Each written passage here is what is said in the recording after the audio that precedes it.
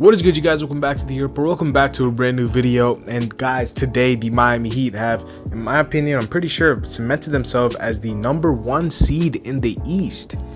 Wow, what a W, man.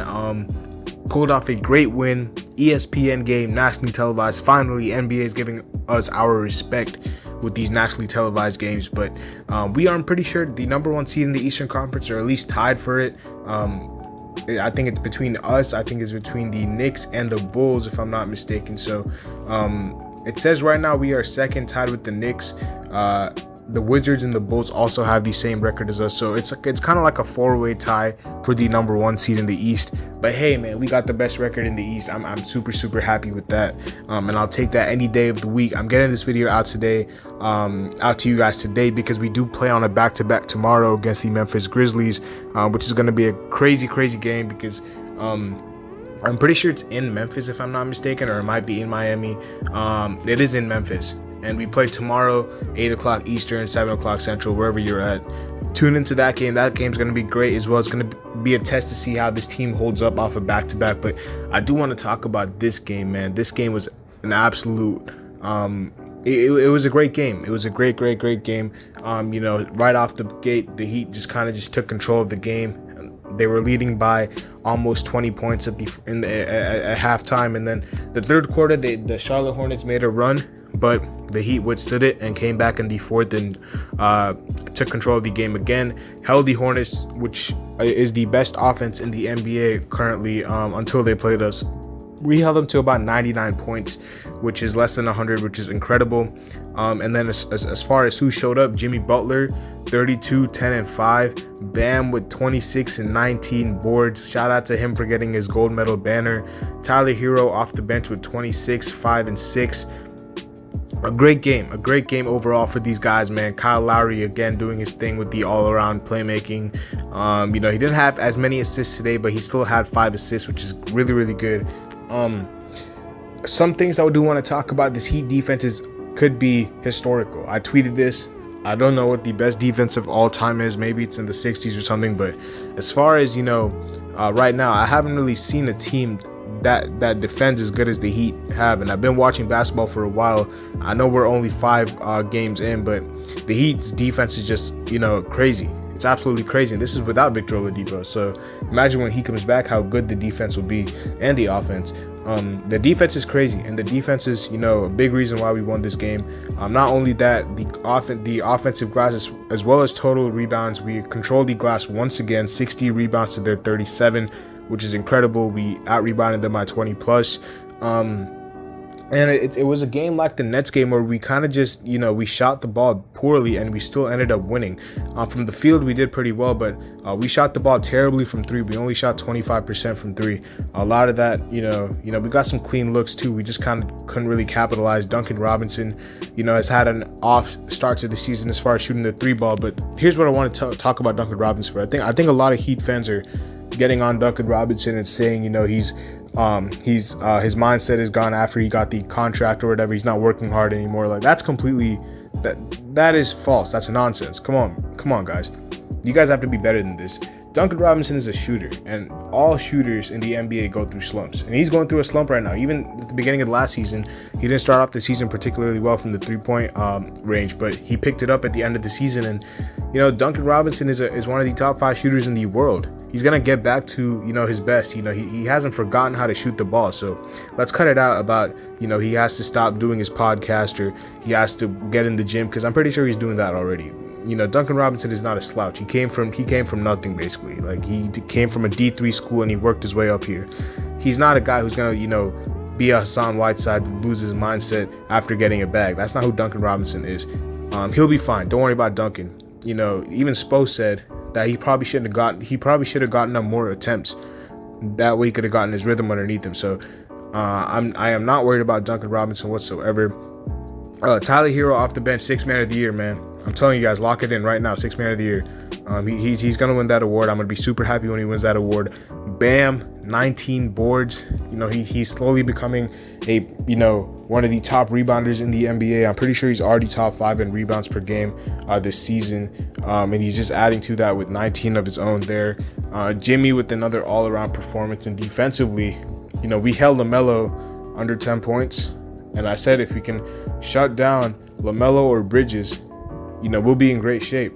Bridges kind of, got going in the second half, especially in the third quarter.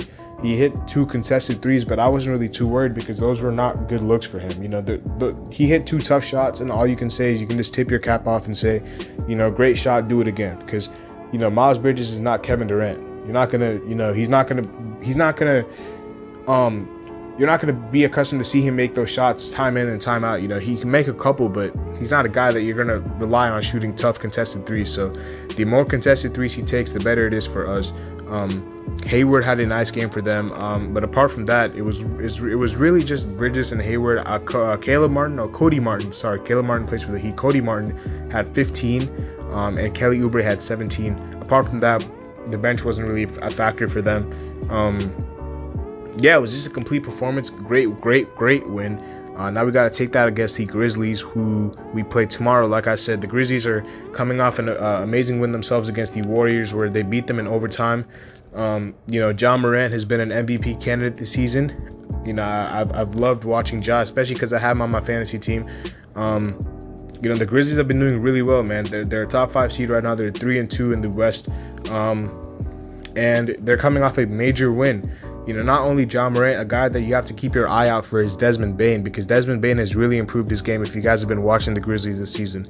Last year, he came in from TCU as a shooter, but now he's been a guy who can, create his own jump shot off the dribble, who's been using that mid-range jump shot really, really well for him.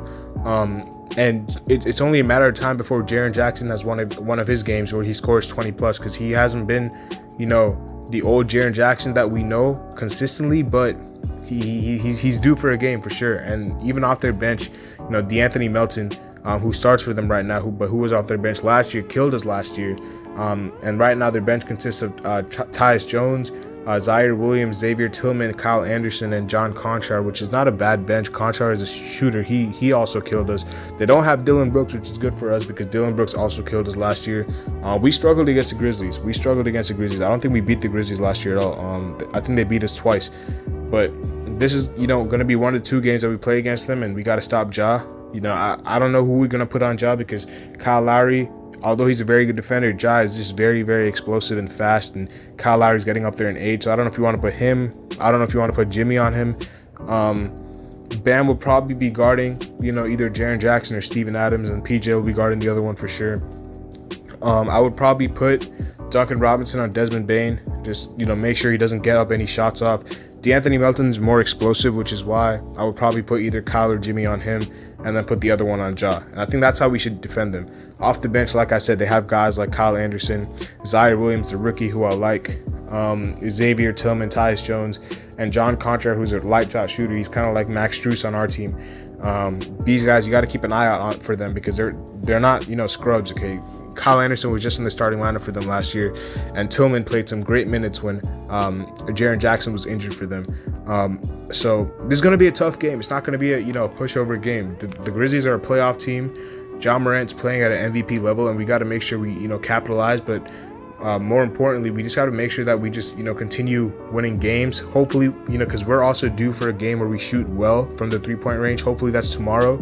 But if not, we just got to grind it out the mud like we have been doing. But I'm just super excited with how the Heat have played, because a lot of these games that we're winning, this year, I don't think we would have won last year, because, last year it just took us, our guys to shoot incredibly from 3 for us to win sometimes. And this year, our defense has kept us in a lot of these games, and I expect the defense to carry on game after game after game. It's just a matter of when the shooting catches up, especially from the 3-point land. So yeah, that's all I have to say about these games, man. Let me know what your guys' thoughts are in the comment section below about the Heat, because we've been, like I said, do not sleep. Number 1 seed, tied for it, and I think with the Harden situation, with him, trying to figure everything out, with Kyrie being injured, the Sixers with Ben Simmons situation, I really think the East is wide open. Obviously, you still have the Bucks, obviously, but I still think the East is wide open, because a lot of these teams that we're talking about as favorites, like the Nets, who are heavy favorites, are not looking like themselves right now. So yeah, we have to truly take advantage of that. So hopefully we will. Let me know what you guys' thoughts are in the comment section below about the Heat's win today and the game tomorrow, man. I'll see you guys later. As always, have a nice day. Peace. Peace.